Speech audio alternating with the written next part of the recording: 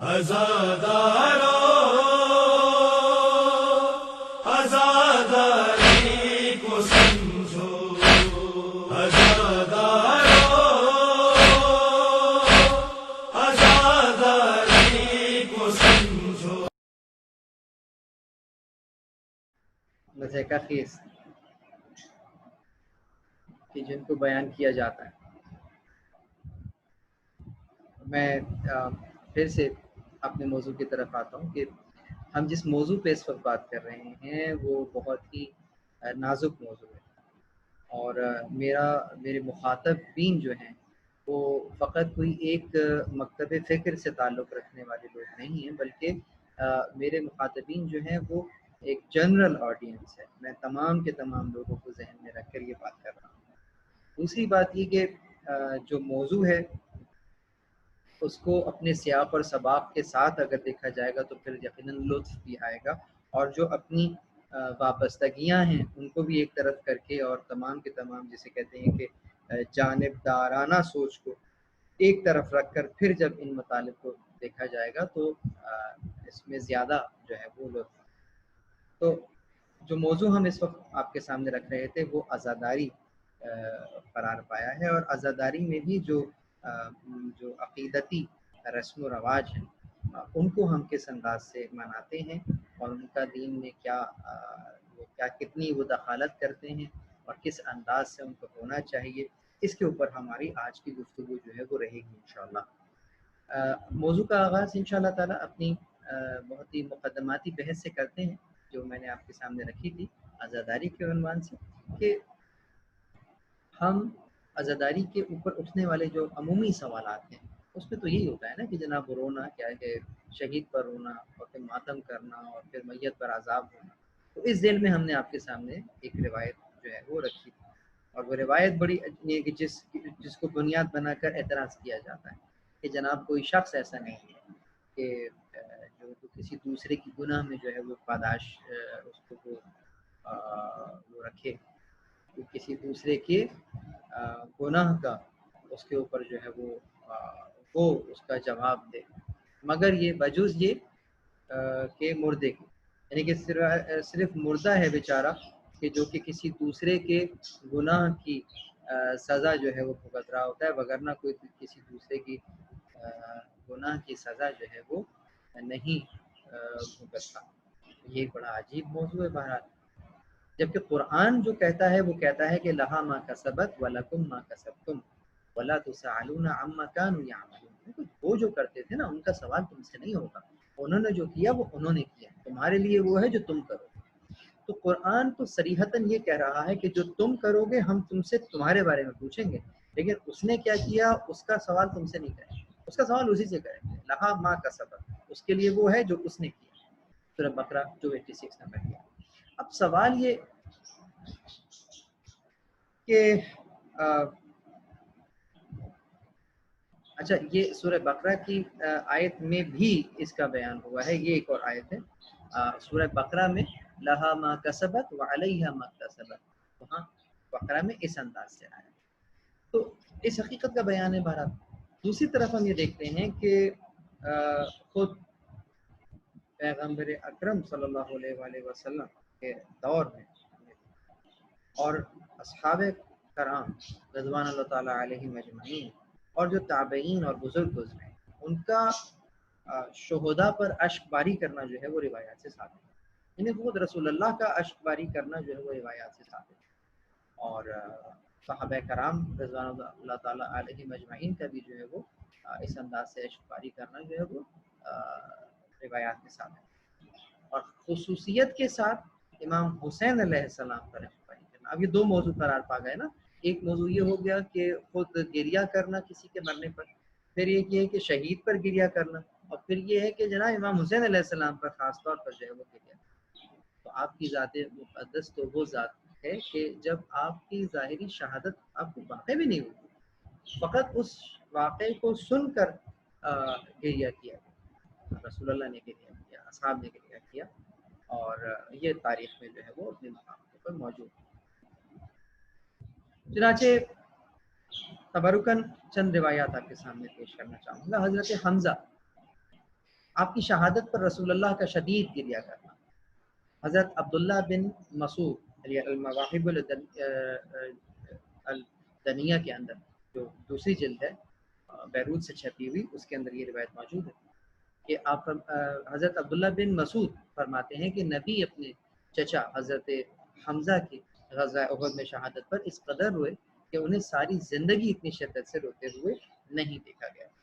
فرماتے ہیں کہ رسول اللہ آپ کے جنازے کو قبلے کی سمت رکھ کر پھوٹ پھوٹ کر رونے لگے اور آپ کی ہچکی بند گئی۔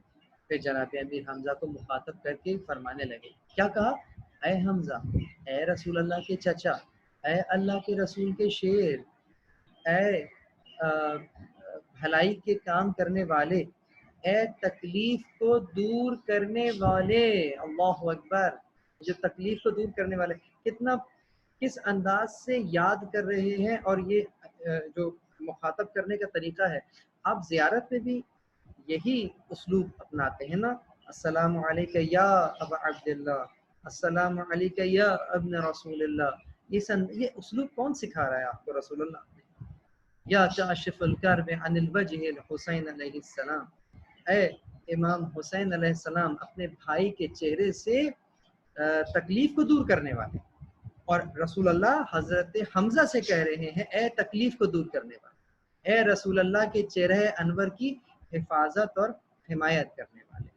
کتنے پیارے انداز سے اپنے چچا کو یاد کر رہے ہیں اور گریہ کر رہے ہیں۔ یہ در حقیقت ہمارے اور آپ کے لیے ایک سبق ہے رسول اللہ کی زندگی میں، کہ آپ اسلوب بیان فرما رہی ہیں کہ جب کوئی پیارا اس دنیا سے چلا جائے اور اس کی مظلومانہ شہادت بھی واقع ہو جائے تو اس انداز سے اس کو یاد کریں۔ اسی روایت کے ذیل میں اگر ہم دوسرے منابع کی طرف جائیں، مثلا مسند الامام احمد بن حنبل کے اندر، اور وہاں پر ہم اپنی روایت کو اس انداز سے دیکھیں کہ جہاں پہ سمعت عائشہ، حضرت عائشہ نے یہ نقل کیا ہے کہ مات رسول اللہ، رسول اللہ کا انتقال ہوا۔ میں اختصار کے ساتھ بیان کروں گا کیونکہ وقت جو ہے وہ ہمارے پاس زیادہ نہیں ہے۔ نفس روایت کیا ہے؟ فرماتے ہیں کہ قبض وهو في حجري ثم وضعت رأسه على وسادة وقمت الدمع مع النساء واضرب وجهي، کہ جب رسول اللہ کی جو وصال ہوا، جب ان کی وفات واقع ہوئی تو میں اپنے حجرے میں تھی اور میں کھڑی ہوئی اپنے ساتھ اور خواتین کے ہمراہ اور روتی ہوئی، وَضْرِبُ وَجْهِي، اور اپنا منہ پیٹنے لگی۔ گویا مطلب بی بی عائشہ یہاں پر اپنے گریے کا بیان فرما رہی ہیں اور اپنے چہرے کو پیٹنے کا بیان فرما رہی ہیں۔ مع النساء، یعنی کہ تمام کی تمام عورتیں اٹھی ہیں، میں ان کے ساتھ اٹھی، ان کے ساتھ اٹھی، رونے لگی، چہرہ پیٹنے لگی۔ یقیناً ان کے ماتم کی فضا وہاں پر حجرے میں بن گئی تھی۔ میت کے اوپر اس انداز سے رونا اور ماتھے کو پیٹنا، غم کا اظہار کرنا، اولاً تو یہ فطرت ہے، اور دوسرا یہ کہ امہات المومنین جو ہیں وہ یہ فعل انجام دے رہی ہیں، یقیناً کوئی غلط عمل جو ہے وہ جمہور انجام نہیں دے سکتا کہ تمام کی تمام خواتین اور وہ یہ انجام دے رہی ہیں اور کوئی ان کو منع کرنے والا نہ ہو، تو رسول خدا کا وصال کے وقت یہ بات۔ دوسری طرف ہم چلتے ہیں، اسی انداز کی کچھ اور روایات ہمارے پاس سیرت النبویہ کے اندر جو کہ ابن الحشام کی تصنیف ہے، تو یہاں پر ہمیں نظر آتا ہے یہی والی روایت، ثم وضعت راسه ولا وسادہ وقمت الدمع مع النساء واضرب وجهي، انہی الفاظ کے ساتھ یہ روایت سیرت نبویہ کے اندر بھی جو ہے وہ موجود ہے۔ کنز الاعمال کے اندر راوی کہتا ہے کہ لوگوں پر تعجب ہے کہ نوحہ خوانی سے منع کرنے کی نسبت حضرت عمر کی طرف دیتے ہیں، حالانکہ جب خالد بن ولید کا انتقال ہوا تو بنی مغیرہ کی عورتیں نے 7 روز تک ماتم کیا تھا اور نظر و نیاز بھی چلتی رہی تھی، نوحہ خوانی اور ماتم سے حضرت عمر نے ان کو نہیں روکا تھا۔ وَتْمَعُ الطَّعَامَ تِلْكَ الْأَيَّامِ حَتَّى مُسْتَمَا يَنْهَى عَنْ عمر، کہ عمر نے انہیں منع نہیں کیا، حضرت عمر نے انہیں منع نہیں فرمایا اس کام سے کہ جہاں پر یہ تمام کام انجام دیے جا رہے ہیں۔ تو کنز الاعمال فی سند الاقوال والافعال کے اندر جو ہے وہ یہ روایت موجود ہے۔ اس کے علاوہ دوسری طرف اگر ہم نظر کرتے ہیں کچھ اور منابع کی طرف، تو ہمیں نظر آتا ہے مدارج نبوت کے، اور مدارج نبوت کے اندر وہ تمام کی تمام جو ابھی میں نے روایت آپ کے سامنے بیان کی وہ یہاں پر سامنے موجود ہے۔ اس کے اندر ایک اور روایت بھی یہاں پہ موجود ہے کہ حمزہ علیہ السلام، جو حضرت حمزہ رضی اللہ تعالیٰ عنہ کے جب شہادت واقع ہوئی ہے اور رسول اللہ ان کے گھر کے سامنے سے گزر رہے ہیں، تو ہر گھر سے تو رونے کی آواز آ رہی ہے، لیکن حضرت حمزہ کے لیے کوئی رونے والا نہیں۔ وَأَمَّا لِلْحَمْزَةِ فَلَا بَاكِيَ لَهُ، آپ نے فرمایا کہ کیا چچا حمزہ کے اوپر کوئی رونے والا نہیں ہے؟ تو انصار نے اپنے گھر میں خواتین سے کہا کہ آپ حضرت حمزہ کے گھر تشریف لے جائیے، وہاں پر جا کر انہوں نے جو ہے وہ ان کے غم کو منایا ہے، گریہ کیا ہے۔ یہاں تک کہ پیغمبر تہجد کے لیے جب بیدار ہوئے اور ان کو کچھ رونے کی آوازیں ہیں، تو آپ نے فرمایا کہ یہ کن کی آوازیں ہیں؟ تو آپ کو بتایا گیا کہ یہ خواتین ہیں، انصار کی عورتیں ہیں کہ جو کہ حمزہ کے اوپر گریہ کر رہی ہیں۔ تو آپ نے پھر ان کے لیے دعا کے لیے ہاتھ بلند کیے اور ان کو دعا میں جو ہے وہ آپ نے یاد فرمایا۔ تو یہ روایت مدارج نبوت کے اندر جو ہے وہ موجود ہے۔ اس کے علاوہ بی بی ام سلمہ کا گریہ ہمیں نظر آتا ہے کہ انہوں نے کس انداز سے جو ہے وہ گریہ فرمایا کہ آپ نے ایک روایت میں ہے کہ ایک شیشی میں کچھ خاک دی تھی کہ دیکھو اگر یہ سرخ ہو جائے تو سمجھ جانا کہ حسین جو ہے وہ شہید ہو گئے۔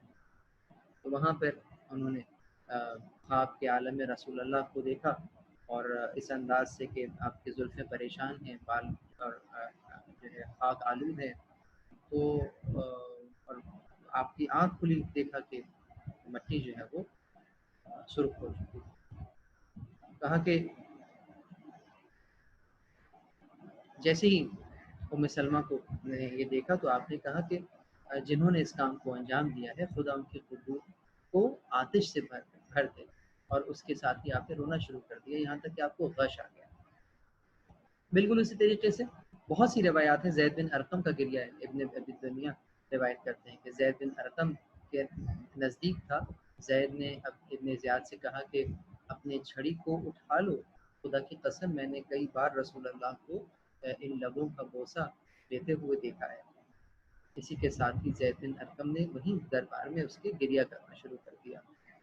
اس قدر دل خراش منظر کو دیکھ کر اگر کوئی رو رہا ہو تو اس سے یہ نہیں پوچھتے کہ آپ کس روایت کے سائے میں جو ہے وہ رو رہے ہیں، ارے یہ فطرت ہے۔ اس کے لیے آپ کو جب پیاس لگتی ہے تو آپ روایت دیکھ کر پانی پیتے ہیں، پیاس لگتی ہے آپ پانی پیتے ہیں، یہ فطرت ہے۔ نیند آتی ہے سو جاتے ہیں، یہ فطرت ہے۔ تو یقیناً انسان ان امور کو، یعنی کہ یہ ایک یہ وہ تقاضا ہے کہ جو کہ انسانی فطرت کا تقاضا ہے۔ بہرحال حسن بصری کا گریہ، زہری کہتا ہے کہ لما بلغ الحسین البصری قتل حسین علیہ السلام بکا حتی اختلج صدغاه ثم قال وعذل امت قتلت ابن بنت نبیها۔ امام حسین علیہ السلام کے شہید ہونے کی خبر جب حسن بصری تک پہنچی تو اس نے رونا شروع کیا، یہاں تک کہ دونوں رخسار آنسو سے بھر گئے۔ اسی وقت کہا کہ مردہ باد ایسی قوم جنہوں نے اپنے پیغمبر علیہ السلام کے بچوں کو قتل کر دیا، تو ان کے یا دوسرے الفاظ میں کہ نبی کے بیٹی کے اولاد کو جو ہے وہ قتل کر دیا۔ انس بن مالک نے گریہ کیا ہے۔ بہرحال بہت سی روایات ہیں جو کہ آپ کو سامنے جو ہے وہ پیش کی جا سکتی ہیں۔ میں اپنے اصل موضوع کی طرف جاتا ہوں، یہاں تک کہ نہ صرف یہ کہ گریہ کیا بلکہ لعن بھی کیا۔ جلال الدین سیوطی کی کتاب کے اندر جو ہے ہمیں نظر آتا ہے کہ جہاں پر انہوں نے قاتلان امام حسین علیہ السلام کا تذکرہ کیا ہے، تو وہاں پہ لکھتے ہیں کہ لعن اللہ قاتلہ و کہ لعن ہو ان کے اوپر کہ جنہوں نے انہیں قتل کیا ہے۔ فَإِنَّ لِلَّهِ وَإِنَّا إِلَيْهِ راجعون۔ تو یہاں پہ مصیبت کا بیان بھی کیا اور ان لوگوں کے اوپر جو ہے وہ لعن بھی کی، بلکہ ایک شخص کا تو نام لے کر لعن کی، وہ کا وابن زیاد معه و یزید۔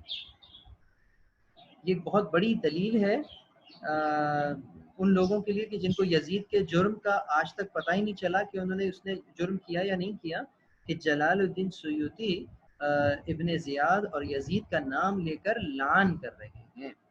تو بہرحال قاتلان امام حسین علیہ السلام پر لعنت کرنا اس انداز سے، بہرحال یہ تو لعنت کا بیان تھا۔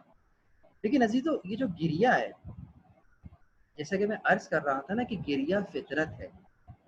گریہ یعنی کہ جب کسی پر انسان کسی پر ظلم ہوتے ہوئے دیکھتا ہے تو لا محالہ گریہ کرتا ہے، خود بے ساختہ آنسو آ جاتے ہیں۔ ارے ہم نے ایسے بھی لوگ دیکھے ہیں کہ جو کہ اگر کسی ڈرامے کو دیکھ رہے ہیں، جن کو معلوم ہے کہ یہ ڈرامہ ہے، یہ حقیقت نہیں ہے، لیکن اس کے اندر بھی کوئی ایسا منظر ہے کہ جو کہ دل خراش منظر ہو، جو انسان کے دل کو جھنجھوڑ دے، تو وہاں پر بھی آنکھ میں آنسو آ جاتا ہے۔ یہ فطرت ہے۔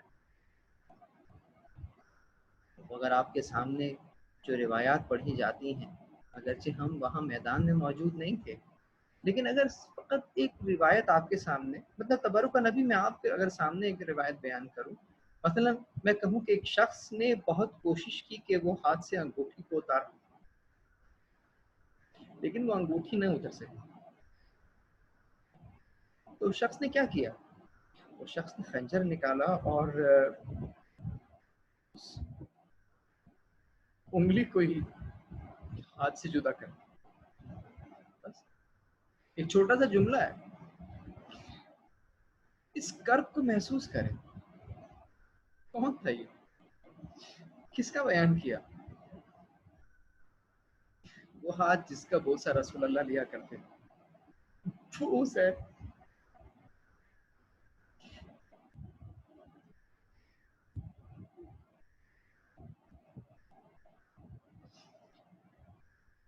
وجدل بن سلیم ملعون نے یہ کام انجام دیا۔ کیا کریں گے ان لوگوں کے لیے؟ کیا ان کے لیے رحمت کی دعا کریں گے؟ یقیناً آنکھ میں آنسو آئے گا، یقیناً ہاتھ آپ کی بددعا کے لیے اٹھیں گے، پروردگار اس قوم کی، اس کی قبروں کو تو آگ سے بھر دے۔ تو یقیناً کوئی بھی عمل اگر بیان کیا جائے ان ملائن کا کہ جو ظلم انہوں نے ڈھائے ہیں، تو نیچرلی اگر کوئی ضمیر زندہ ہے، آنکھ میں آنسو آئے۔ اللہ تعالیٰ آپ کے ان آنسوؤں کو قبول کرے۔ اس کا سبب کیا ہے گریے کا؟ بس یہاں میں اشارہ کرنا چاہوں گا۔ ایک سبب تو یہی ہے کہ شاید اللہ کی تعظیم، پھر مرحوم مومن پر گریہ کرنا ایک طرح کا احترام ہے۔ اس کے چلے جانے سے ایک جو خلا واقع ہو گیا ہے، وہ اب تک موجود، وہ اب موجود نہیں ہے، یہ خلا، اس کو بقاء الفقدان کہتے ہیں۔ انشاءاللہ پھر کبھی ایک پورا موضوع قرار پائے گا ہمارا گریہ کے عنوان سے، آج فقط اشارہ کر رہا ہوں۔ پھر عاطفی گریہ کہلاتا ہے، یہ گریہ کی تائید کرنا ہے، ٹھیک ہے، کہ کاش ہم وہاں ہوتے، عاطفی گریہ، کاش میں وہاں موجود ہوتا اس وقت اور پھر میں آپ کی مدد کرتا۔ تیسرا جو گریہ تائید کے عنوان سے لیا جاتا ہے، یعنی کہ ہم اس کے عمل کی تائید کر رہے ہوتے ہیں کہ یقیناً اس نے تو یہ کام کیا، اگر میں وہاں ہوتا تو میں بھی وہی کام کرتا۔ یہ اس کے ہدف کی تائید میں بھی گریہ کیا جاتا ہے۔ رونے والا جس پر روا جا رہا ہوتا ہے اس کے مقصد کی تائید کر رہا ہوتا ہے۔ پھر گریہ عمیق ترین شعور اور احساسات کو دشمنوں اور ستمگروں کے خلاف ابھارتا ہے۔ یقیناً یعنی کہ جو قاتلین ہیں، جو ان کے خلاف ان کی شخصیت کو، جو مکروہ شخصیت ہے، اس کو سامنے لے آتا ہے۔ انتقام کا جذبہ بیدار کرتا ہے گریہ، ضمیر کو جسے کہتے ہیں نا کہ وہ جو احساسات ہیں، جذبات ہیں، انہیں زندہ رکھتا ہے، کہ ہماری زندگیوں میں جذبات کا ایک اہم کردار ہے، اور یقیناً جذبات ہونے چاہیے، بغیر جذبات مومن ایسا نہیں ہوتا، بغیر جذبات کے نہیں ہوتا، جذبات سے عاری شخص مومن نہیں ہوتا. انسان کا کمال یہ ہے کہ اس کے اندر جذبات ہوں، لیکن فقط جذبات نہ ہوں. جذبات احساسات بہت ضروری ہیں جو کہ نظریے کو سپورٹ کر رہے ہیں، جو نظریے کی تائید کر رہے ہیں. یقیناً اس عنوان سے اگر دیکھا جائے تو ہمیں یہ نظر آتا ہے. چنانچہ جس کے جو تائید کرتا ہے گریہ، جب میں کہتا ہوں کہ گریہ تائید کر رہا ہے تو اس کا ایک معنی یہ قرار پائے گا کہ امام حسین علیہ السلام آپ ہمارے قلب اور جان اور احساسات کے گھروں میں موجود ہیں، اور میں آپ کے مقصد کی تائید کر رہا ہوں، اسی لیے تو رو رہا ہوں، اسی لیے تو آنسو بہا رہا ہوں. ایک آپ کے اوپر ہونے والے ظلم پہ آنسو بہا رہا ہوں. میں وہاں موجود نہیں تھا ظاہراً، اس لیے بھی آنسو بہا رہا ہوں. اب ان آنسوؤں بہانے کا جو ثبوت ہے، جو نصرت کا ثبوت ہے، وہ میں اس انداز سے دوں گا کہ میں آپ کے جو قتل کا بدلہ جس انداز سے لیا جانا ہے وہ میں اس کے لیے زمینہ سازی کروں گا. یہ آپ کے اور میرے لیے باعث رحمت قرار پائے گا. امام رضا علیہ السلام نے ریان بن شبیب کو یہی تاکید کہا کہ اے ریان بن شبیب، ان کنت باکیا لشیء فابکی للحسین ابن علی ابن ابی طالب. ابن شبیب، اگر دنیا تجھے کسی غم میں رلائے تو تو اس غم میں نہ رونا بلکہ حسین پر رونا. بہت توجہ. ریان بن شبیب کو بیان کیا جا رہا ہے کہ اے شبیب کے بیٹے، اگر تو کسی غم میں رونا چاہے تو غم میں نہیں رونا، حسین پر رونا. یقیناً حسین پر گریہ کرنا، ایک تو تیرا جو رونا ہے وہ اس کا ایک مثبت اثر چھوڑے گا. یعنی کہ ایک یہ ہے کہ میں دنیا کے غم میں رو رہا ہوں تو یہ ایک بے فائدہ گریہ ہے. اگر گریہ کرنا ہی ہے تو حسین پر گریہ کر کہ جس کا فائدہ بھی ہے. اور وہ کیا فائدے ہیں وہ میں نے آپ کو بیان کیا. پھر امام خود بھی ایک بات بیان کرتے کہ امام حسین پر گریہ کرنے کا حق کیوں سب سے زیادہ ہے. فرمایا فَإِنَّهُ ذُبِحَ كَمَا يُذْبِحُ الْكُبْشُ، اس لیے کہ وہ اس انداز سے ذبح کر دیے گئے جیسے بکرے ذبح کیے جاتے. علماء قاصر ہے اس روایات کی تفسیر کرنے کے لیے. علماء سے تفسیر نہیں ہوئی اس جملے کی کہ امام نے یہاں یہ کیوں فرمایا کہ جیسے بکرے ذبح کیے جاتے.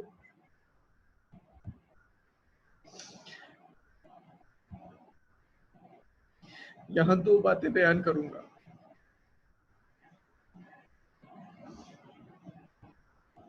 کچھ باتیں محسوس کرنے کی ہوتی ہیں. امام علیہ الصلوۃ والسلام نے جو جملہ ارشاد فرمایا ہے اس کی روح کو دیکھیے، وہاں سمجھیے. فَإِنَّهُ ذُبِحَ كَمَا يُذْبِحُ الْكُبْشُ. دو مطالب ہیں یہاں پر. بکرے ذبح ہوتے ہیں. بکرے کیسے ذبح ہوتے ہیں؟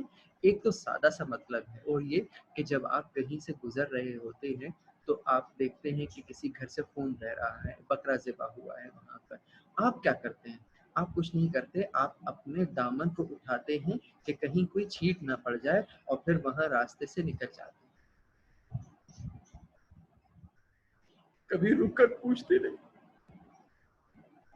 جاندار تھا، پانی پلایا تھا، نہیں پوچھتے کیوں ذبح کیا، نہیں پوچھتے. جس انداز سے بکرا ذبح ہوتا ہے اور ہم سائڈ سے آرام سے گزر جاتے ہیں، بالکل اسی طرح سے فرزند رسول ذبح ہو رہے تھے اور لوگ کھڑے تھے، کسی نے نہیں پوچھا کہ کیوں ذبح کر رہے. کما یذبح الکبش. بس ایک بات اور بیان کرنا چاہوں گا. جیسے بکرے ذبح ہوتے، ایک روایت میں نے دیکھی تھی کہ جس میں لکھا تھا کہ امام سجاد علیہ الصلوۃ والسلام نے کربلا کے بعد کبھی سر کا گوشت نہیں کھایا. میں اس روایت کو نہیں سمجھ پایا تھا. یقین جانے کہ مطلب آپ نے کیوں نہیں کھایا، کیا وجہ تھی. جیسے وہ روایت ایک اور طریقے سے بھی آئی نا کہ آپ گوشت نہیں دیکھ سکتے تھے، قصاب جو ہے وہ کپڑا ڈال دیا کرتا تھا. تو میں نہیں سمجھ پایا.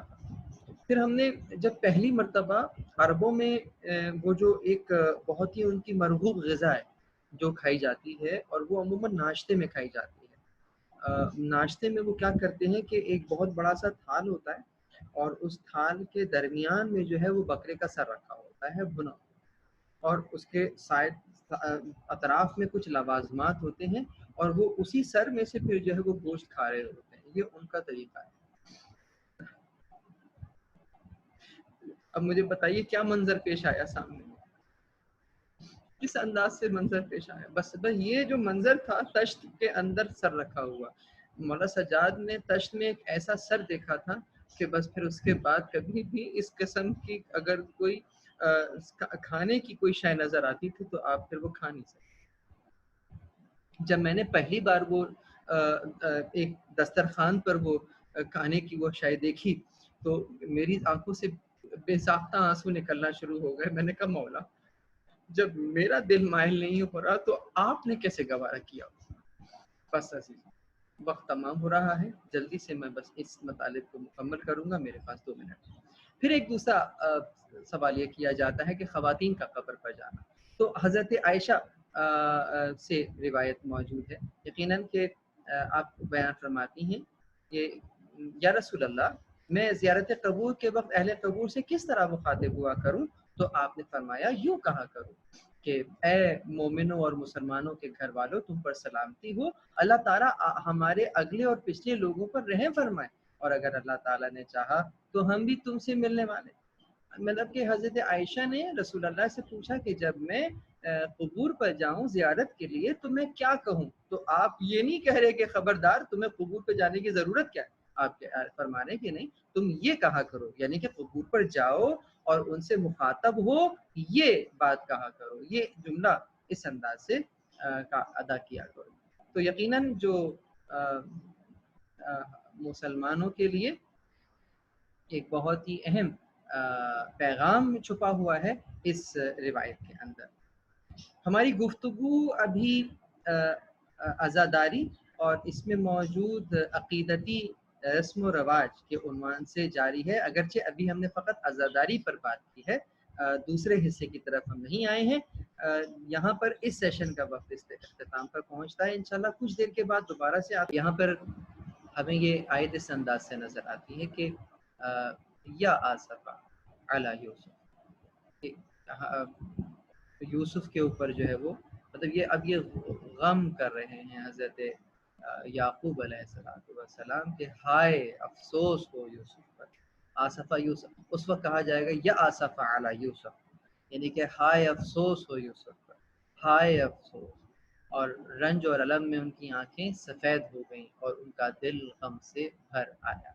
یعنی کہ اتنا روئے کہ ان کی آنکھیں ہی غم سے جو ہے وہ سفید. اور کہا کہ انہوں نے کہا اللہ کی قسم آپ یوسف کو اس طرح یاد ہی کرتے رہیں گے یہاں تک کہ آپ بھول جائیں گے یا جان ہی دے دیں گے، یعنی کہ اتنا روئیں گے کہ آپ کی جان ہی چلی جائے گی. تو جواب میں ایک اس میں جو قابل توجہ نکات ہمیں نظر آتے ہیں وہ یہ کہ حضرت یعقوب تو اللہ کے نبی ہیں، اور وہ خلاف صبر اور تحمل یقیناً کوئی کام نہیں کریں گے. اور یہ بھی بات طے ہے کہ انہیں معلوم تھا کہ حضرت یوسف علیہ السلام ابھی حیات ہیں، علم نبوت سے جانتے تھے، لیکن اس چونکہ سامنے نہیں تھے، ان کے فراق میں رو رہے تھے، تو اس کے باوجود اتنا گریہ کیا کہ آنکھیں سفید ہو گئیں اور مرنے کے قریب ہو گئے. تو جس کے سامنے 18 یوسف قتل کر دیے گئے، وہ اگر گریہ نہ کرے تو کیا کرے؟ پھر اس سے یہ سوال کیا جائے گا کہ قرآن میں دکھاؤ کہ کہاں لکھا ہے کہ گریہ جائز ہے. تو بہرحال اگر فتوے لگانے ہیں تو یہ انبیاء علیہ السلام پر بھی فتوے لگا دیجیے. یقیناً اس سے معلوم ہوا کہ یہ گریہ فطرت ہے، اور اس انداز سے پیغمبر نے ایک دوسرے نبی کے فراق میں گریہ فرمایا ہے.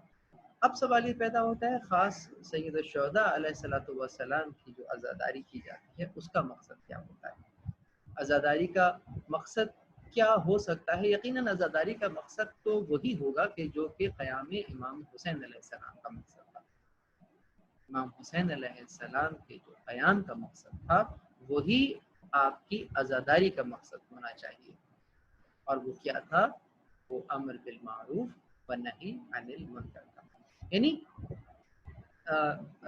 برائی معروف کو امر کر دینا۔ پھر انشاءاللہ تعالی وقت ہوا تو اس کے اوپر تفصیل سے بات کریں گے کہ امر بالمعروف و نہی عن المنکر کا مطلب کیا ہے۔ تبرکاً بس یہاں پر عرض کرنا چاہوں گا کہ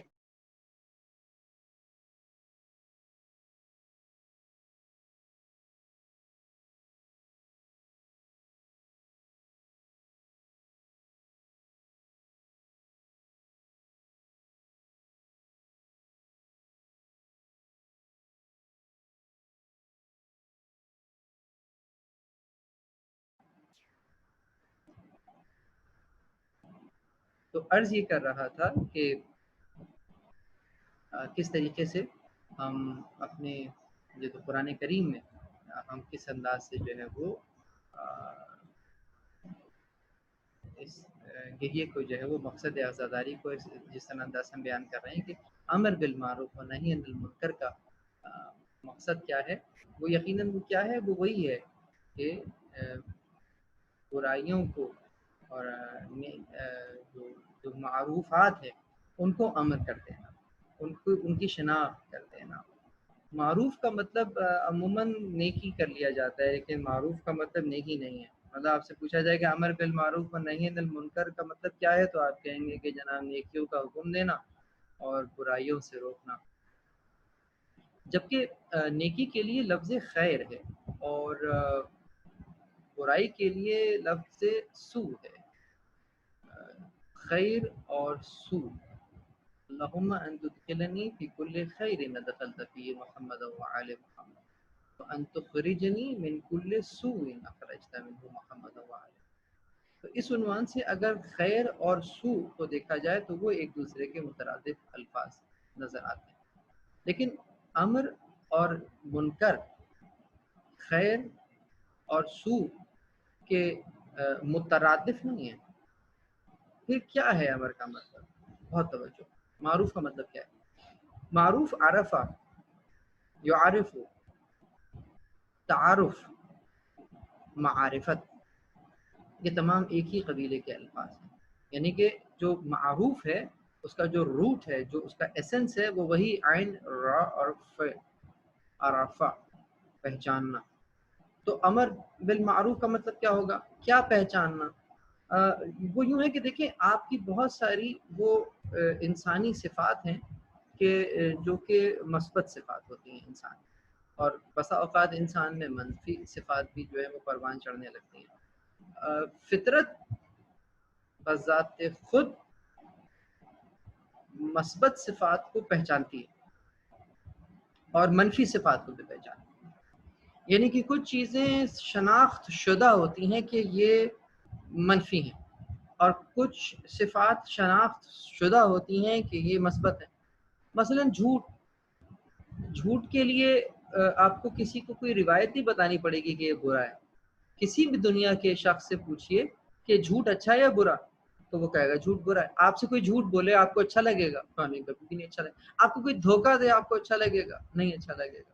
تو یہ جو جھوٹ ہو گئی، مکاری ہو گئی، دھوکہ دہی ہو گئی، یہ بین ہے، ہماری فطرت جانتی ہے کہ یہ اچھی صفات نہیں۔ بالکل اسی طریقے سے اگر آپ پوچھیں کہ اگر آپ کے سامنے سچ بولا جائے تو آپ کو اچھا لگے گا؟ آپ کہیں گے یقیناً میں چاہتا ہوں کہ میرے ساتھ سچ بولا جائے۔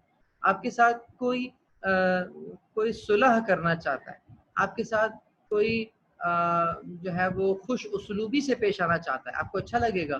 تو کون ہے کہ جس کو خوش اسلوبی سے پیش آنا برا لگے گا؟ یقیناً اچھا لگے گا۔ یہ وہ صفات نہیں کہ جو کہ شناخت شدہ مثبت صفات ہوں گی۔ تو یقیناً فطرت جن صفات کو پہچانتی ہے کہ ہاں یہ مثبت صفات ہیں، یہی معروف کا درجہ رکھتے ہیں۔ یعنی کہ جب آپ معرفت حاصل کر لیں کسی مثبت صفت کی، آپ کی فطرت گواہی دے کہ ہاں یہ مثبت ہے، یہ معروف ہے۔ اور جہاں فطرت یہ گواہی دے کہ یہ صحیح نہیں ہے، مثبت نہیں ہے، منفی ہے، تو یہ منکر کہلائے گا۔ میں موضوع کو سمیٹوں، یعنی شناخت شدہ مثبت صفت معروف کہلائے گی اور شناخت شدہ منفی صفت منکر کہلائے گی۔ اب آئیے امر بالمعروف و نہی عن المنکر۔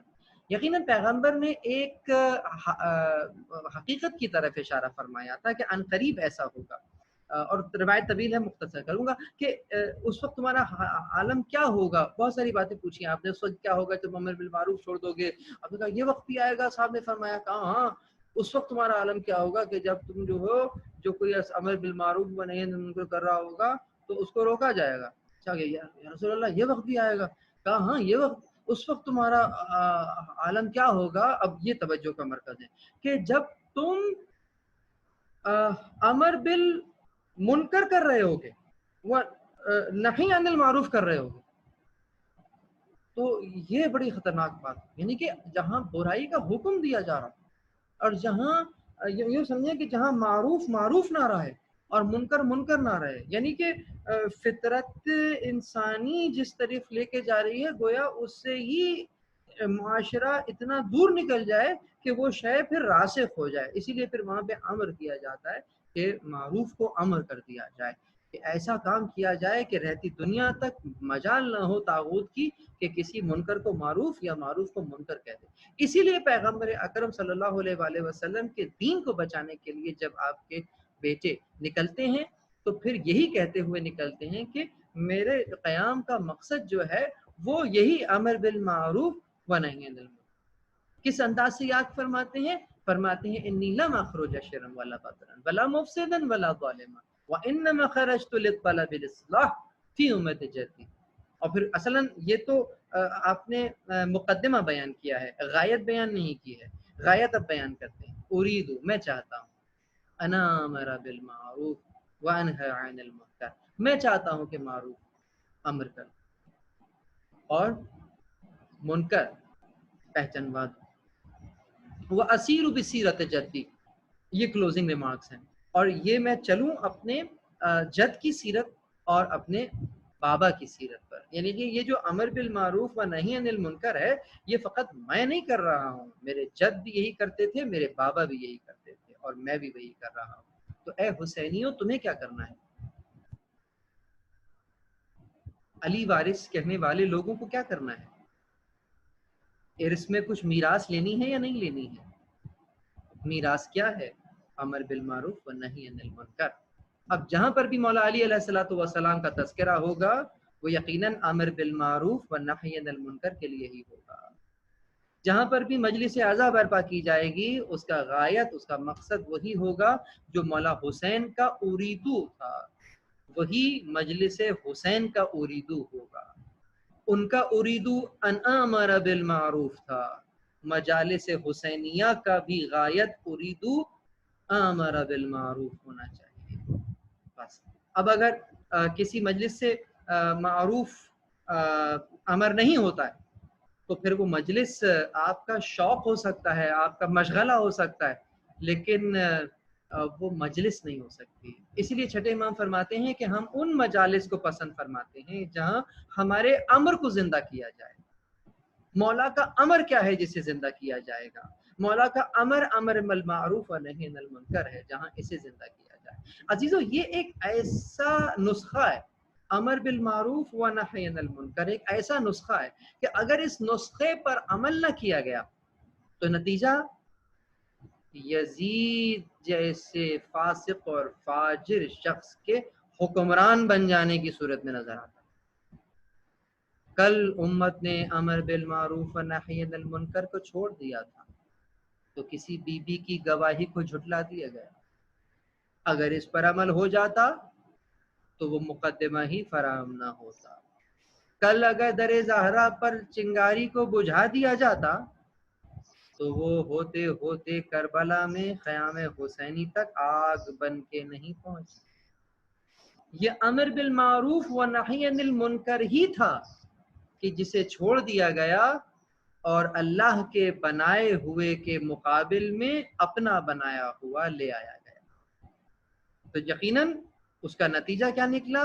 آہستہ آہستہ امت اپنی ڈگر سے پیچھے ہوتی چلی گئی۔ یزید ایک دن میں حکمران نہیں بنا ہے. ایسا نہیں ہوا ہے کہ راوی امن اور سکھ لکھ رہا تھا، اچانک صبح ہوئی اور یزید آگے بن گیا. نہیں، ایسا نہیں ہوا ہے. آہستہ آہستہ یہ کام انجام پائے. اور جو خواص تھے، جو خاص لوگ تھے جنہیں بولنا چاہیے تھا، ان کی خاموشی نے اس امر کو مزید تقویت بخشی. تو بس یہاں پر ہمیں سوچنا چاہیے کہ کس انداز سے ہمیں فرزند رسول کے مقصد کو جو ہے وہ زندہ کرنا ہوگا. یقیناً ہمیں کس قدر شکر کرنا چاہیے کہ ہم ابھی بھی اسی مشن پر ہیں کہ جس مشن پر خدا کے بھیجے ہوئے انبیاء تھے، جس مشن پر رسول خدا تھے، جس مشن پر آپ کے اوصیاء ہیں.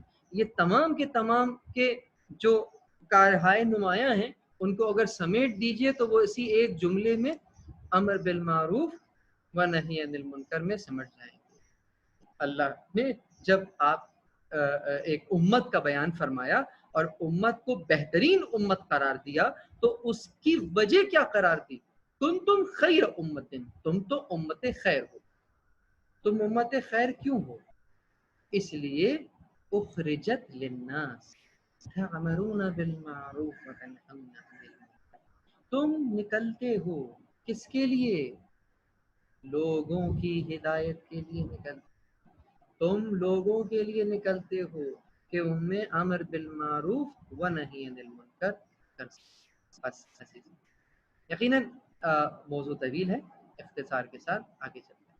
تو یہ مقصد قیام امام حسین علیہ السلام ہونا چاہیے. یقیناً جو امام حسین علیہ السلام کا قیام تھا، اس کے جو اولین اہداف تھے، اگر میں اس کو چیدہ چیدہ بیان کروں تو ہمیں نظر آئے گا اس میں سے پہلا ہدف تو یہی امر بالمعروف و نہی عن المنکر قرار پائے گا.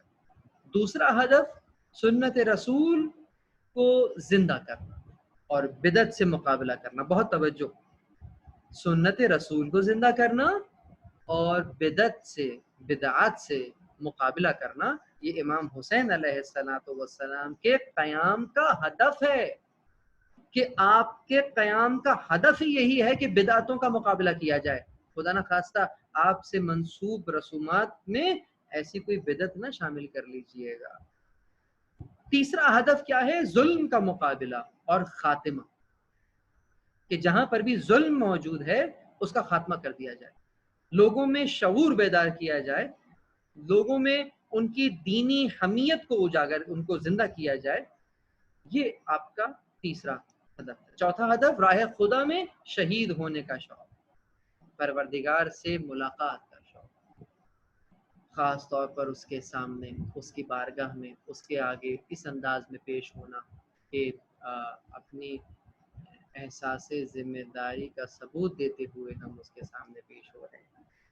اور پانچواں ہدف یقیناً وہ کیا ہے؟ اسلامی حکومت کی بنیاد رکھنا یا اسلامی حکومت کے استحکام کے لیے قدم بڑھانا اور میدان میں اترنا، یہاں تک کہ اس کی حفاظت میں چاہے جان ہی کیوں نہ دینی پڑے جان دے دینا.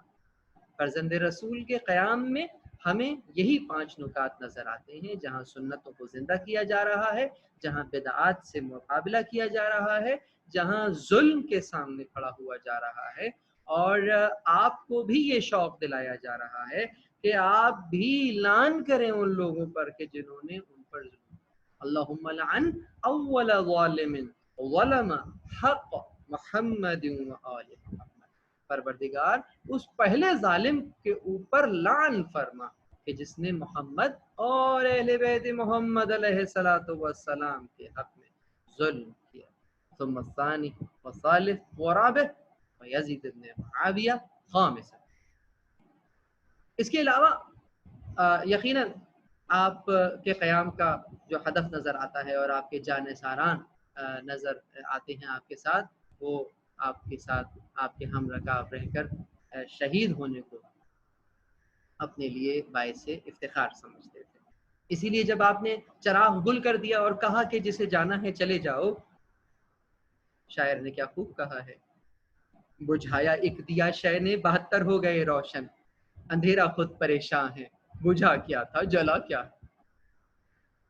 किस अंदाज से मिटने के ऊपर तैयार थे ये फर्जंदे रसूल के कदमों में जान निछावर करने के लिए शौक शहादत, और खुद फर्जंदे रसूल जो कि इस मैदान में अपने खून का नजराना दे रहे हैं, किस लिए कि दीन बन जाए। आपकी शहादत ने एक और उसूल को वाज़ेह फरमा दिया, और वो ये कि दीन के ऊपर तो सब कुछ कुर्बान हो सकता है, लेकिन दीन को किसी शय पर कुर्बान नहीं किया जा सकता। बिल्कुल उसी अंदाज से ये अहदाफ है, क़याम में इमाम हुसैन अलैहिस्सलाम का हदफ है कि दीन को कुर्बान नहीं होना है। अगर देखेंगे दीन को खतरा है तो सब कुछ दाव पे लगा दिया जाए, सब कुछ खुदा की राह में दे दिया जाए, तो इस यकीनन हम इसको समझ सकेंगे। यहाँ तक मैं लाकर अपनी गुफ्तगू को रोकना चाहूँगा, और मैं चाहूँगा कि अब इस मौजू को मैं अपने आइंदा आने वाले जो लेक्चर में इंशाल्लाह हम शुरू करेंगे, और वो हमारा अकीदती रवाज होगा। आइंदा आने वाले लेक्चर में हम अज़ादारी और इसमें राइज रसूमात और अकीदती रवाज को खुसूसियत के साथ हम इंशाअल्लाह ताला तज़किरा करेंगे, और किस हद तक रसूमात जो हैं वो ज़रूरी हैं और कहाँ पर ज़रूरी नहीं है, रसूमात का क्या किरदार है क़याम इमाम हुसैन अलैहिस्सलातु वस्सलाम के अहदाफ और अगराज और मकासिद को पहुँचाने में। मेरा जुमला ज़ाया ना जाए, रसूमात का क्या किरदार है मौला हुसैन के क़याम के अहदाफ को पहुँचाने में, और ख़ुद रसूमात का क्या किरदार है इन अहदाफ के ऊपर पर्दा डालने में। तो इंशाअल्लाह अगले लेक्चर में इसके ऊपर तफसील से बात करेंगे। अभी जितना टाइम हमारे पास बाकी बचा है, मैं चाहूँगा आप लोगों के सवालात ले लूँ और उसके मुख्तसरन जवाब देता चलूँ।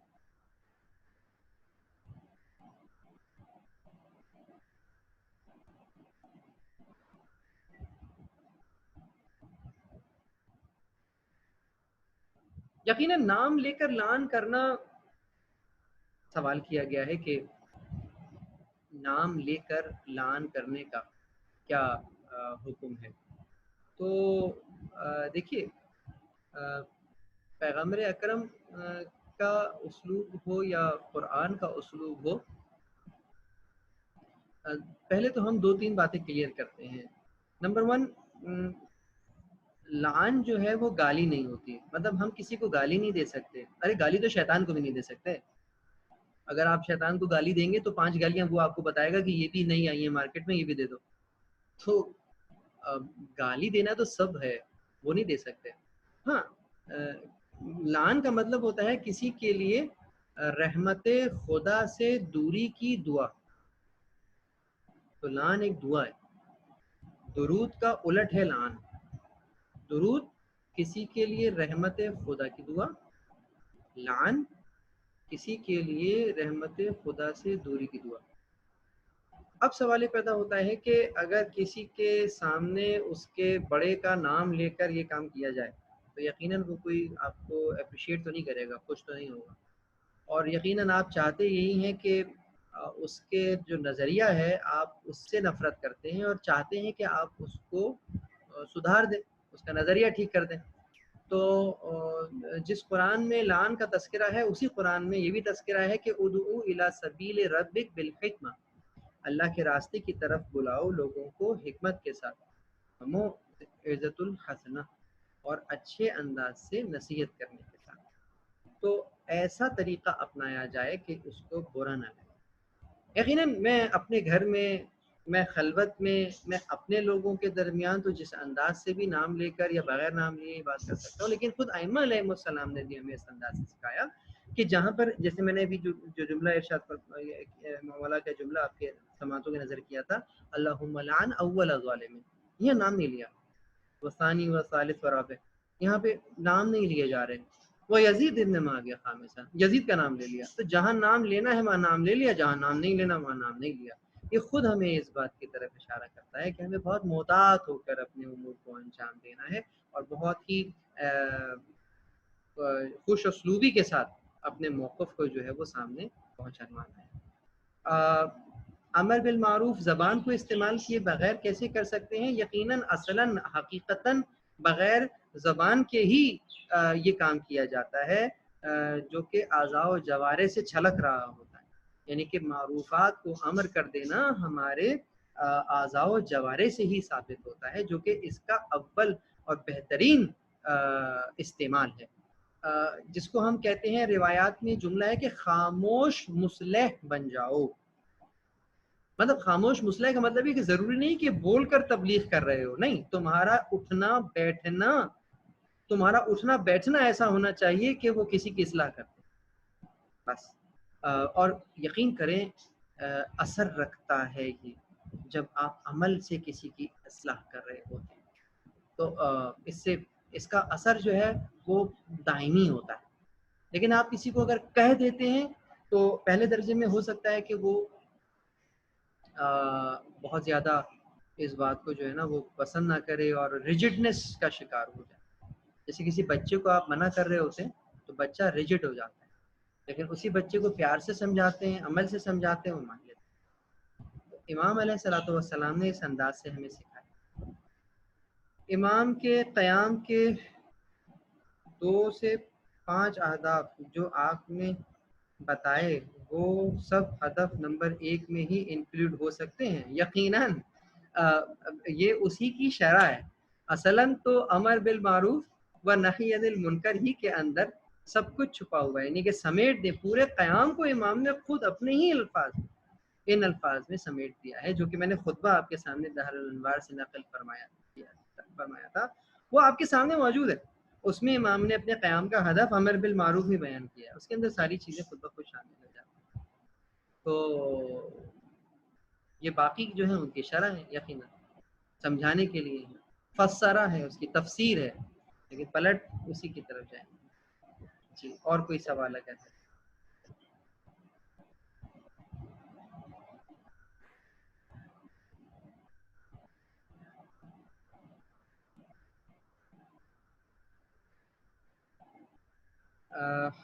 اچھا بہت شکریہ، دعاؤں میں اسی طرح سے یاد رکھیے گا.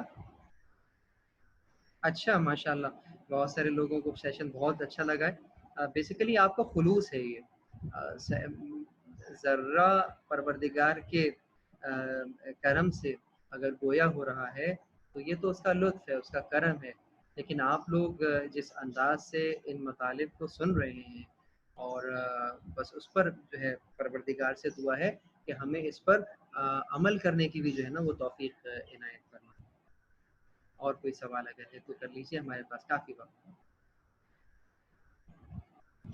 جو ہمارا آئندہ سیشن ہوگا یہ نبوت کا آخری سیشن ہوگا، اس کے بعد انشاءاللہ تعالی ہم امامت کی بحث کا آغاز کریں. اچھا بیان کیا جاتا ہے کہ امام کا ہدف ولایت علی تھا کیونکہ نماز تو یزید بھی پڑھتے تھے.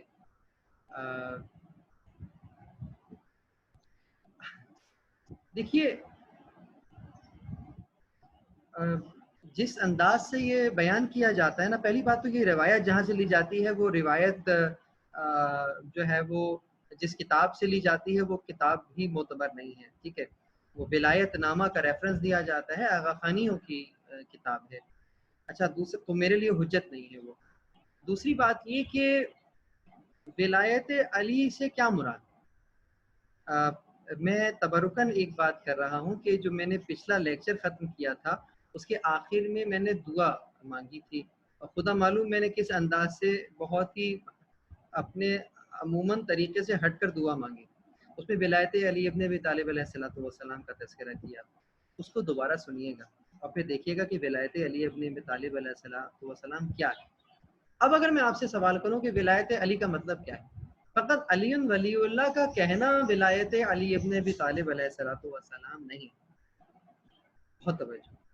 اگر یہ کہا جائے کہ نماز تو وہ بھی پڑھ رہے تھے تو آپ نماز کے لیے نہیں نکلے، تو آپ کے نکلنے کا جو مقصد ہے وہ تو خود فرزند زہرا نے بیان کر دیا کہ انی لم اخرج اشرا ولا بدرا ولا مفسدا ولا ظالما انما خرجت لطلب الاصلاح فی امت جدی، کہ میرے نکلنے کا مقصد تو یہی ہے کہ میں امت میں اصلاح کر سکوں. اس کے علاوہ تو آپ نے کوئی جملہ استعمال نہیں فرمایا. تو یقیناً جو نکل رہا تھا اس نے اپنے نکلنے کا مقصد یہ بیان کر دیا، تو اب اگر کوئی بھی قول اس کے مقابل پہ آئے گا تو ہم اس کو یقیناً رد کر دیں گے۔ اب ایک لمحے کے لیے ہم یہ مان لیتے ہیں کہ چلیں وہ اس لیے نکلے تھے، تو اب سوال یہ پیدا ہوتا ہے کہ ولایت علی ابن ابی طالب علیہ الصلوۃ والسلام کیا ہے؟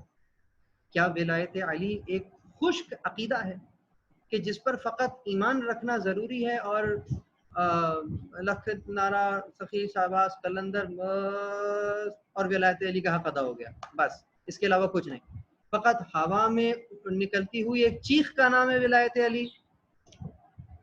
ولایت علی کہاں سے ثابت ہے؟ یقیناً قرآن اور روایات بکثرت اس کے اوپر دلالت کرتی ہیں کہ تمہارا ولی اللہ ہے، یقیناً اللہ ہی ولی ہے۔ ولایت فقط اور فقط قرآن میں دو ولایتیں بیانی ہیں، ایک اللہ کی ولایت اور ایک طاغوت کی ولایت۔ اللہ کی ولایت وہ ہے کہ جو کہ تمہیں ظلمات سے نکل کر نور کی طرف لے آتا ہے، یعنی کہ اللہ کی ولایت میں جو لوگ ہوتے ہیں جو اللہ کو ولی مانتے ہیں وہ ظلمتوں سے نکل کے نور کی طرف آ جاتے ہیں، اور جو ایسا نہیں کرتے ان کے اولیاء طاغوت ہیں جو کہ الٹا کام کرتے ہیں، نور سے نکل کے ظلمات کی طرف لے جاتے ہیں۔ اس کا مطلب یہ ہے کہ ولایتیں تو دو ہی ہوتی ہیں، ایک طاغوت کی ولایت، ایک اللہ کی ولایت۔ اب سوال یہ پیدا ہوتا ہے کہ ہم کس کی ولایت میں ہیں؟ تو جواب آئے گا یقیناً خدا کی ولایت میں۔ اچھا، اب اگر خدا کی ولایت میں ہے جو کہ اصلاً ولایت ہے، خدا کی ولایت ہے، اس ولایت کو زمین پر نافذ ہونا ہے یا نہیں ہونا ہے؟ یقیناً ہونا ہے۔ تو دو انداز سے یہ ولایت نافذ ہوگی، ایک ولایت تکوین ہے، یقیناً کوئی پتا بھی پروردگار کے حکم کے بغیر نہیں ہل سکتا، اس میں کوئی شک نہیں ہے، اسباب اور عوامل کی دنیا ہے، سبب قرار پاتا ہے ہر شے کا، تو پروردگار کا ہی قانون ہر ذرے ذرے پر نافذ ہے۔ لیکن بہت سارے قوانین جو ہیں وہ جہاں نافذ ہیں وہ اپنے اختیار سے نافذ نہیں ہیں، بے اختیار نافذ ہے۔ مثلاً آگ میں حرارت ہے، آگ اپنی مرضی سے ٹھنڈی نہیں ہوگی، آگ کے اندر جو ہے وہ حرارت کا عنصر پایا جاتا ہے، یہ قانون ہے۔ پانی نے بہنا ہے، پانی بہے گا، اپنی مرضی سے پانی جو ہے وہ نہیں بہ رہا ہے، پانی کے اندر صفت ہی یہی ہے کہ وہ بہے۔ سورج نکل رہا ہے مشرق سے، سورج کو اجازت نہیں ہے کہ وہ مغرب کے سے یا شمال یا جنوب سے جا کے نکلنا شروع ہو جائے، یقیناً یہ ایک قانون ہے جو کہ چل رہا ہے، اس کے پاس اختیار نہیں ہے اس سے ڈیویٹ کرنے کا۔ لیکن یہ جو انسان ہے اس کے پاس اختیار ہے ڈیویشن کا، تو اس پر قانون کا اطلاق کرنے کے لیے دو طریقے ہیں، ایک تو یہی ہے کہ ہر انسان بائی ڈیفالٹ مومن ہو جائے،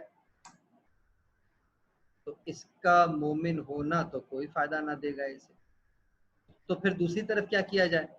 نہیں، اس کا اختیار دیا جائے کہ یہ اپنے اختیار سے مومن ہو جائے، تو بس مکتب تشیع، مکتب امامیہ کا نظریہ ہی یہی ہے کہ کافر اپنے اختیار سے کافر ہے اور مومن اپنے اختیار سے مومن ہے۔ یہ جو اختیار، جس اختیار کا استعمال کر کے یہ مومن ہوا ہے، کس کی ولایت میں آیا ہے؟ خدا کی ولایت میں آیا ہے۔ تو خدا کی ولایت زمین پر کس کے ذریعے سے نافذ ہوگی؟ یقیناً اس کے مقربان کے، اس کے مقرب بندگان کی کے ذریعے سے نافذ ہوگی۔ تو اس نے کہا کہ یہ رسول جو ہے یہ تمہارا ولی ہے، تو یہ رسول خدا کے مقابلے پہ ولی نہیں ہے، ولی خدا ہے، اس کی ولایت کے ذیل میں نبی کی ولایت ہے، نہ کہ خدا کے مقابل اس کی پیرالل نبی کی ولایت ہے اور علی کی ولایت پھر نبی کے پیرالل کوئی تیسری ولایت ہے، نہ ایسا نہیں ہے، اصلاً خدا کی ہی ولایت ہے، خدا ہی کی ولایت کے تحت رسول کی ولایت ہے جو کہ حق خدا نے دیا ہے، اور مولا علی کی ولایت وہی رسول کی ولایت ہے کہ جو کہ حق خدا نے دیا ہے، وہی رسول کو اور وہی علی کو ملا ہے۔ تو اس کا مطلب ولایت علی ابن ابی طالب علیہ الصلوۃ والسلام زمین پر خدا کے قانون کا نام ہے، یعنی ایک ایسی حکومت کا نام ہے کہ جس میں خدا کے قوانین کی بنیاد پر جو معاشرہ استوار ہو۔ اب اگر معاشرہ ان قوانین سے ڈیویٹ کرتا ہے تو پھر فرزند رسول گھر سے نکلیں گے اور یہی کہتے ہوئے نکلیں گے میں معاشرے کی اصلاح کے لیے نکل رہا ہوں۔ اب وہ فقط یہ نہیں کہیں گے کہ جناب میں کوئی الگ سے چیز ہے کہ جس کے لیے نکل رہا ہوں، نہیں، اصلاً وہ خدا کی ولایت۔ تو بہرحال وہ جملہ اپنے اسناد کے لحاظ سے بھی معتبر نہیں رہا اور متن کے اعتبار سے بھی اصلاً وہ نہیں رہا کہ کوئی مقابلے پہ کوئی شے نہیں ہے، خدا ہی کے قانون کے لیے آپ نکل رہے ہیں، اور ظلم اور جور اور استبداد کے نظام کے خاتمے کے لیے طاغوت کی ولایت کے خاتمے کے لیے آپ کا قیام تھا۔ آج تک کوفے والوں کی ہی مذمت کیوں کی جاتی ہے، جبکہ اصلاً تو میدان مدینے کے لوگوں کی مذمت ہونی چاہیے، جہاں بعد رسول کسی نے کبھی بھی اہل بیت کا ساتھ نہیں دیا۔ اچھا، یہاں پر میں ایک جملہ کہنا چاہوں گا، اس پر پھر انشاءاللہ تعالیٰ کبھی تفصیل سے بات بھی ہونی چاہیے۔ ایک بات یاد رکھیے گا، یہ جو ہمیں عموماً بائزڈ ہو کر لڑوا دیا جاتا ہے، یہ صحیح نہیں ہے۔ مثال کے طور پر صحابہ کرام رضوان اللہ تعالی علیہم اجمعین نے اصلاً جو صحابہ ہیں، اب میں ان میں سے 3 یا 4 کا تذکرہ نہیں کر رہا، ان کا شخصی مسئلہ کچھ اور ہو سکتا ہے، لیکن عمومیت کے ساتھ صحابہ نے ہمیشہ اہل بیت کا ساتھ دیا، اہل بیت علیہ السلام کے مقابلے پہ نہیں آئے۔ یہ بڑی عجیب بات آپ کو بیان، صحابہ کی بات کر رہا ہوں میں، ان کے بعد اولادوں کی اور ان کے بعد کے لوگوں کی بھی بات نہیں ہو رہی۔ تو جو یقیناً جو مدینے والے جو اصلاً اصحاب کرام تھے اصلاً، تو ان میں اگر دیکھیں گے تو جو ان میں کبائر صحابہ ہیں وہ اہل بیت علیہ السلام کے ساتھ، ہاں، لیکن یہ کہ ان میں اصلاً ان میں کے کچھ لوگ جو ہیں وہ مخالف ہوئے، وہ بہت تھوڑے ہیں۔ ان کا ساتھ جن لوگوں نے دیا وہ بعد کے لوگ ہیں جنہوں نے ان کے ساتھ آئے ہیں، یہ ایک الگ موضوع ہے، اس پہ ذرا اس انداز سے دیکھیے۔ دوسری چیز یہ ہے کہ جی ہاں، مدینے والوں نے جس انداز سے ساتھ دینا چاہیے تھا ویسا ساتھ نہیں دیا اور اپنی جانوں کو بچا لیا، لیکن واقع حرہ میں انہوں نے دیکھا کہ جس جان کو وہ بچا رہے تھے وہ 1.25 سال تک نہیں بچا سکے، اس کے بعد انہوں نے جان دینی پڑی، تو فائدہ بھی نہیں ہوا۔ توابین نکلے، اپنی جانیں دیں، لیکن ان توابین کے جانے کا بھی کوئی فائدہ نہ ہوا، کیونکہ وہ اپنے وقت پہ نہیں نکلے تھے۔ جب وقت پہ نہ نکلا جائے تو پھر اگر خون بھی دیا جائے تو بھی اس کا فائدہ نہیں ہوتا۔ بہت توجہ۔ تو بہرحال یقیناً ان لوگوں کی مذمت ہونی چاہیے کہ جن لوگوں نے مولا علی کی ولایت سے اور جو ہے وہ چشم پوشی کی اور حقیقت کو جانتے ہوئے ساتھ نہیں دیا تھا، اور یہ موقع ہی کیوں ملا کہ آپ کو وہاں سے نکلنا پڑا، کوفے جانے کا ارادہ ہی کیوں کرنا پڑا، وہ کوفہ مدینہ ہی میں کیوں نہیں بن گیا، وہ ماحول مدینہ ہی میں کیوں نہیں بن گیا اس انداز سے جیسا ہونا چاہیے تھا۔ یقیناً ایک وجہ تو یہ، لیکن دوسری وجہ یہ بھی ہے کہ مدینہ سے بہرحال نکلنا اس لیے بھی ضروری تھا کہ مدینہ کی حرمت کو پامال نہ کہیں وہ ہو جائے، اور جیسا کہ ہوا بعد میں ہم نے دیکھا کہ مدینہ کی حرمت کو پامال کیا گیا۔ تو فرزند رسول نہیں چاہتے تھے کہ حرم کو جو ہے وہ پامال کیا جائے، جیسا کہ مکے سے آپ تشریف لے گئے تھے ویسے ہی آپ نے مدینہ کو بھی نکالا۔ بہرحال پروردگار سے دعا ہے کہ ہمیں ان مطالب کو سمجھنے کی اور ان کو سمجھنے کی خاص طور پر اور عمل پیرا ہونے کی توفیق عنایت فرما۔ پروردگار جو مرحوم ہو گئے ہیں انہیں اعلیٰ علیین میں جگہ عنایت فرما۔ پروردگار پوری دنیا اس وقت اس وبا میں گرفتار ہے، کورونا کی، اس کورونا کی وبا سے تو انسانیت کو نجات نصیب فرما، اور جس انداز سے ہم گھل مل کر رہا کرتے تھے، جس انداز سے زندگی بسر کر رہے تھے، اس انداز سے وہ دوبارہ سے ہمیں نصیب فرما، اور اس موذی وبا سے جو ہے وہ ہمیں تمام انسانوں کو جو ہے وہ محفوظ رکھ، جو بیمار ہیں انہیں شفاء کاملہ و عاجلہ عنایت فرما، اور شہدائے ملت جعفریہ کے درجات عالی ہیں متعالی فرما۔ تمام کے لیے سورہ فاتحہ، خاص طور پر امام خمینی علیہ الرحمہ کے لیے ایک سورہ فاتحہ، اور اپنے تمام گزشتہ اموات کے لیے میرے بابا کے لیے پڑھ دیجیے گا۔ بسم اللہ۔ الحمدللہ رب العالمین الرحمن الرحیم مالک یوم الدین ایاک نعبد و ایاک نستعین اہدنا الصراط